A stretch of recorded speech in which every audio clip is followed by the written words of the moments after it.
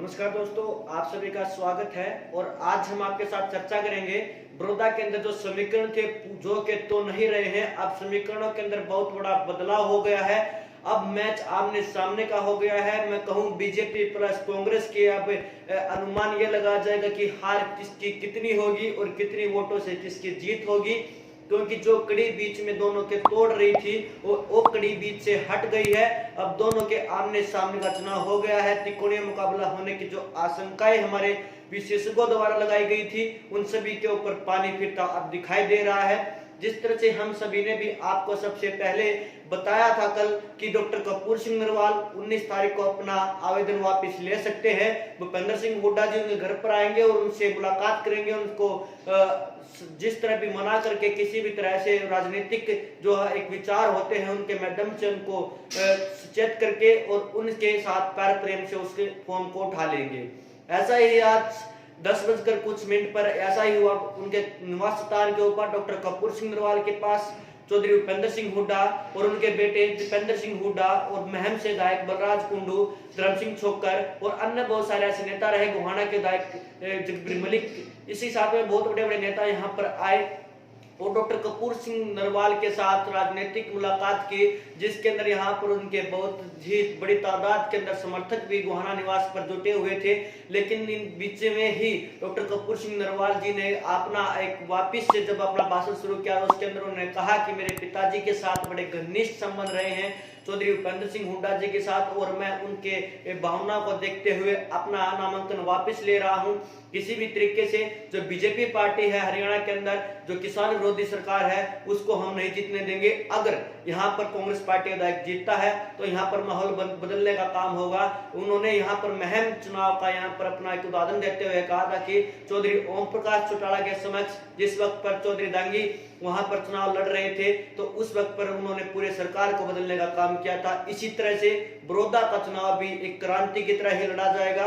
इसी के बीच अब बीजेपी की मुश्किलें बढ़ गई हैं, क्योंकि पहले आमने सामने का मुकाबला नहीं होते हुए डॉक्टर कपूर सिंह बीच के अंदर बने हुए थे तो तिकड़ी वहां पर बनी हुई थी। अब बीच की कड़ी डॉक्टर कपूर सिंह नरवाल पीछे हट गए हैं। अब बीजेपी प्लस कांग्रेस का बीच में बड़ा ऐसा मुकाबला होने वाला है। उसके बीच ही राजकुमार सैनी की जहां तक हमें इन्फॉर्मेशन मिली है उन्होंने अपना फार्म नहीं उठाया है, वो चुनाव यहाँ पर लड़ने के लिए तैयार है।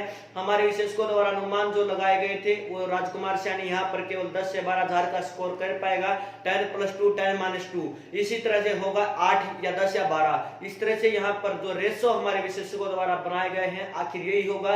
हम दिखाते हैं आपको सकता है हो सकता है। इसी के साथ में अब आपके साथ वोटिंग की बात कर लेता हूं। अगर ऐसा मैच होता तो किस तरह से वातावरण बदलेगा बड़ौदा के विधानसभा के उपचुनाव का। जिस तरह से अगर मैं बात करूं आपकी यहाँ पर कुल 1,80,000 मत यहाँ पर हैं, उसी के अंदर यहाँ पर पोलिंग की अगर मैं बात करूं 2019 के विधानसभा चुनाव की तो 1,20,000 के समथिंग कुछ यहाँ पर पोलिंग हुई थी।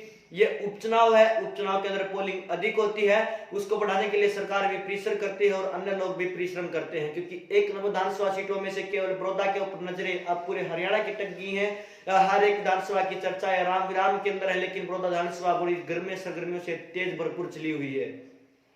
उसी के साथ में अब की बार यहाँ पर पोलिंग 8% बढ़ती है तो कहीं ना कहीं 1,45,000 के पास पोलिंग चली जाती है।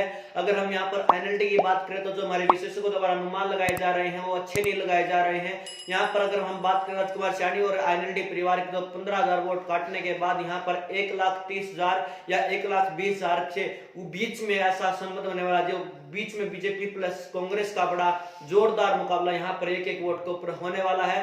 क्योंकि सीधी सीधी बात यह है कि बीजेपी पार्टी यहाँ पर कहीं ना कहीं पिछड़ते हुए दिखाई देगी।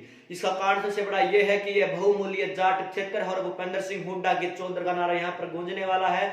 उसी के साथ में आज जैसे डॉक्टर कपूर सिंह नरवाल ने भी अपना समर्थन दे दिया है। एक दूसरी बड़ी खबर और आपको बता देता हूं कि जिस तरह से श्री कृष्ण हुड्डा जी, स्वर्गीय श्री कृष्ण हुड्डा जी के पुत्र जित्ता हुड्डा ने भी आज अपने निवास स्थान पर मीटिंग बुला करके चौधरी भूपेंद्र सिंह हुड्डा की अध्यक्षता के अंदर उनके उम्मीदवार का सहयोग करने की बात की है और वहां पर उन्होंने कड़ाई तक चढ़ा दी है। जब तक चुनाव चलेगा जब तक वहां पर लोगों की सेवा, खाने पीने की व्यवस्था की जाएगी और चुनाव के अंदर भरपूर रूप से सहयोग की कामना जित्ता हुड्डा ने जताई है।